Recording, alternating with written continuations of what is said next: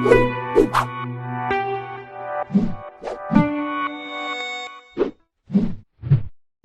this video, we'll set up the camera for our game.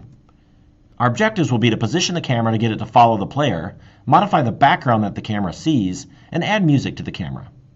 So the first thing that we need to do is position our camera. So I'm going to go ahead and tap on the rollerball and press the F key to zoom in. And you can see with the rollerball the little axes gizmo. The Z axis is blue, of course, and the arrow is pointing in the positive direction. The way the controller works for the ball is when you press forward, it applies force in the positive direction, so it'll push the ball in the positive Z direction. So essentially we want our camera to be looking down that Z axis.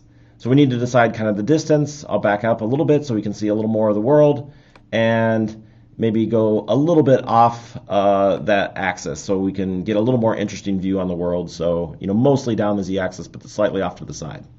So now we've got our scene view roughly the way we want our camera to look, but now we need to change the camera itself. So notice the game view hasn't changed. So we did this in the first project. We'll go ahead and select the main camera, go to Game Object, and then pick Align with View.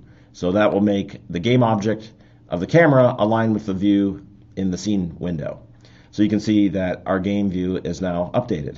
And if we go ahead and play, you'll see that as I move the ball, we've got that view, but of course the camera is not following the ball. So one thing that we did in the first project is we used parent-child relationships to resolve this sort of issue with the moon rotating around the Earth as an example. So one idea is, well, let's make the camera a child of the rollerball so it follows the ball as it moves. So let's try that. So I'll go ahead and drag the camera into the rollerball. So now it's a child. So let's go ahead and test this. And as I move forward, you can see, whoa, what's going on? The camera is going all out of control as the ball rolls. And this really makes sense because the camera is a child of the ball, and as the ball is rotating, the child looks to the parent's coordinate system, and that coordinate system is constantly rotating, so it essentially rotates around the ball as the ball rolls. Of course, we don't want that. Let's go ahead and stop. So I'm going to pull the camera outside of the ball back to be at the top level. So let's look at one feature of the scene view. So let me click back on the ball. Right now we are in what's called global mode, which shows the axes of the world coordinate system. So as I move this, it's in relationship to the world. If I hit play and move the ball around, notice that up is always up to the world and forward is always forward. If I change this to local modes by clicking on where it says global here, now notice that the little gizmo spins. So this is actually reflective of the local coordinate system of the ball. So you can see that the Z direction is constantly changing and so forth.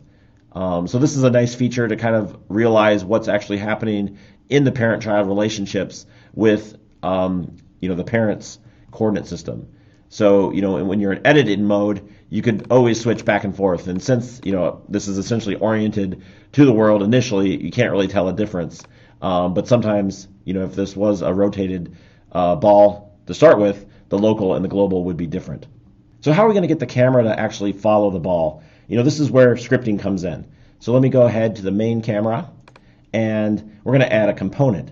So in the standard assets, we brought in the utility assets, and one of those is called Smooth Follow. So we're going to attach this Smooth Follow script. Let me just drag and drop it into the inspector for the main camera.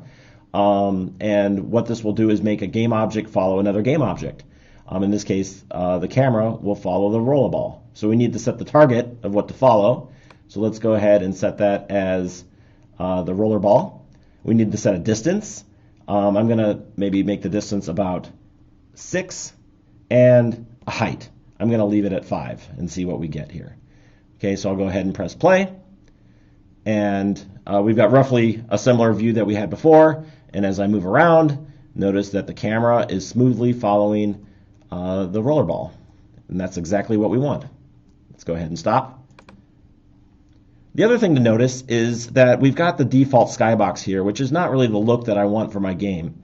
So I could go and make my own custom skybox as we did in the first project, but really I could just get away with a solid color. So let me look at the camera settings up here. Under the camera component, you can see it says clear flags, skybox. That basically means it's going to render the skybox. If I click the drop down here, I can switch to solid color, which basically means it's going to not render the skybox, but it's going to show a background color as specified here, and you can see it turns dark blue. So I'm going to go ahead and click on the color to bring up the color picker. I want to pick a very dark red sky. Of course, you can do whatever color you want, but I'm going to make mine very dark red, just sort of an off black. And I've got the sky the way I want it. Okay, the last thing that I'm going to do on my camera is add some music. Remember, the main camera has an audio listener component on it by default. Therefore, the camera is a good place to actually add music, since it will always be a constant distance away from the audio listener. If you put music on a different object in the world, and as the camera moves closer and farther away, the actual 3D positioning will make the volume of the music sound less or more as you get closer or farther away from it. So, like I said, the camera is a really good place to place an audio source, when you want it to be a constant volume. So I'm going to go ahead and click Add Component and go down to Audio.